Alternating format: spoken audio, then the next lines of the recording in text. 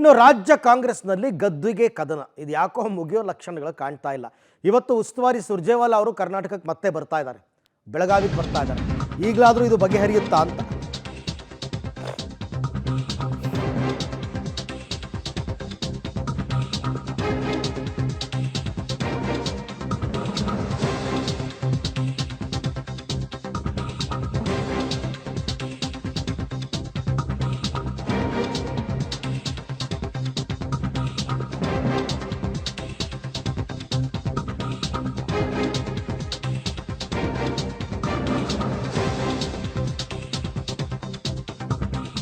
ಕಾಂಗ್ರೆಸ್ನಲ್ಲಿ ಗದ್ದುಗೆ ಕದನ, ಹೈ ಎಚ್ಚರಿಕೆಗೂ ಡೋಂಟ್ ಕೇರ್ ಅಂತ ಇದ್ದಾರೆ ಕೆಲವರಂತೂ.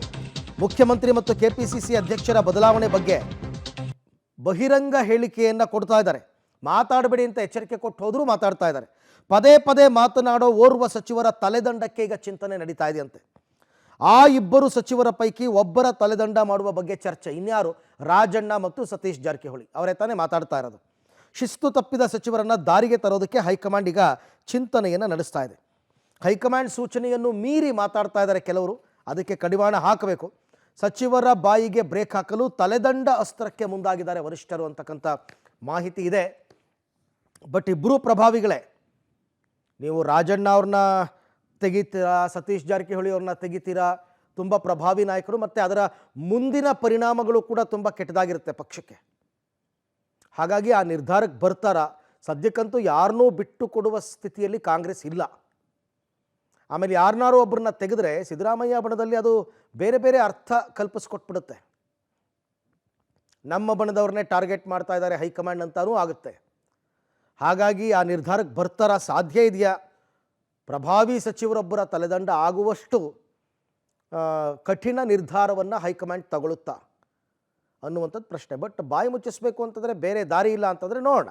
ಇದೆಲ್ಲದರ ನಡುವೆ ಇವತ್ತು ಬೆಳಗಾವಿಗೆ ಸುರ್ಜೇವಾಲಾ ಅವರು ಆಗಮಿಸ್ತಾ ಇದ್ದಾರೆ. ಸುರ್ಜೇವಾಲಾ ಅವರು CLP ಮೀಟಿಂಗಲ್ಲಿ ಇದ್ದಾಗಲೇ ಎಲ್ಲರಿಗೂ ಎಚ್ಚರಿಕೆ ಕೊಟ್ಟು ಹೋಗಿದ್ರು, ಬಹಿರಂಗವಾಗಿ ಮಾತಾಡಬೇಡಿ ಅಂತ. ಬಟ್ ಸ್ಟಿಲ್ ಈಗಲೂ ಮಾತಾಡ್ತಿದ್ದಾರೆ.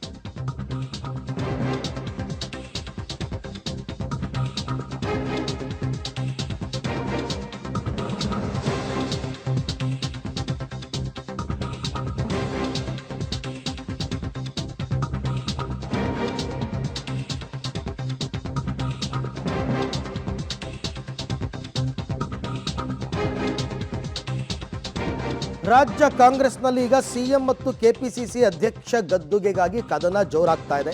ಹಾಗಾಗಿ ಇವತ್ತು ಬೆಳಗಾವಿಗೆ ಆಗಮಿಸ್ತಾ ಇದ್ದಾರೆ ರಾಜ್ಯ ಉಸ್ತುವಾರಿ ಸುರ್ಜೇವಾಲಾ ಅವರು. ಬೆಳಗಾವಿನಲ್ಲಿ ಕಾಂಗ್ರೆಸ್ ಸಮಾವೇಶ ಇದೆಯಲ್ಲ 21ಕ್ಕೆ, ಅದರ ಪೂರ್ವಭಾವಿ ಸಿದ್ಧತೆಯ ಸಭೆ ಇದೆ. ಈ ಸಭೆಯಲ್ಲಿ ಭಾಗವಹಿಸ್ತಾರೆ DCM DK ಶಿವಕುಮಾರ್, ಸತೀಶ್ ಜಾರಕಿಹೊಳಿ ಎಲ್ಲ ಭಾಗವಹಿಸ್ತಾರೆ. ಯಾಕೆಂದರೆ district incharge minister Satish Jarkiholi ಅವರೇ ಇದ್ದಾರೆ. ಸುರ್ಜೇವಾಲಾ ಜೊತೆ ಸತೀಶ್ ಜಾರಕಿಹೊಳಿ ಪ್ರತ್ಯೇಕ ಮಾತುಕತೆ ನಡೆಸುವ ಸಾಧ್ಯತೆ ಇದೆ. KPCC ಅಧ್ಯಕ್ಷ ಸ್ಥಾನದ ಬಗ್ಗೆ ಕೊಟ್ಟ ಹೇಳಿಕೆಯ ಬಗ್ಗೆ ವಿವರಣೆಯನ್ನು ಕೊಡ್ತಾರಾ?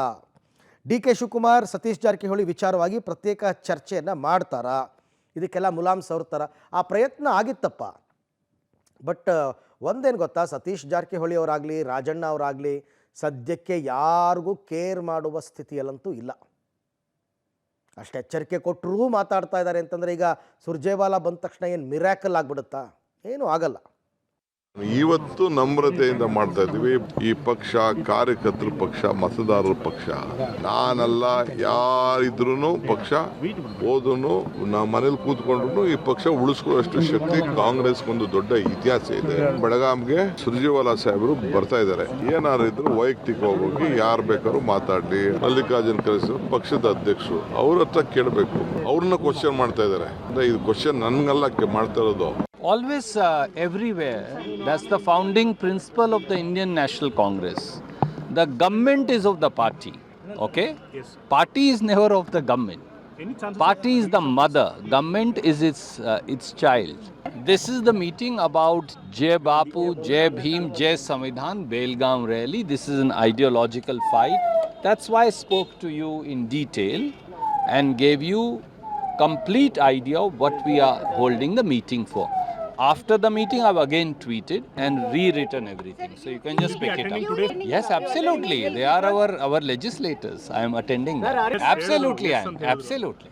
ಕೆನಿಗೆ ನೋಟಿಸ್ ಕೊಟ್ಟ ತಕ್ಷಣ ಏನು ಅವತ್ತಾಗಲ್ಲ. ಅಧ್ಯಕ್ಷ ಉತ್ತರ ಕೊಡ್ತೀವಿ.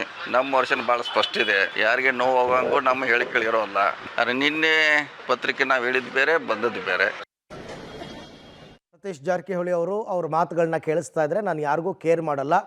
KPCC ಅಧ್ಯಕ್ಷ ಸ್ಥಾನ ಅವರು ಕಣ್ಣಿಟ್ಟಿರ್ತಕ್ಕಂಥದ್ದು.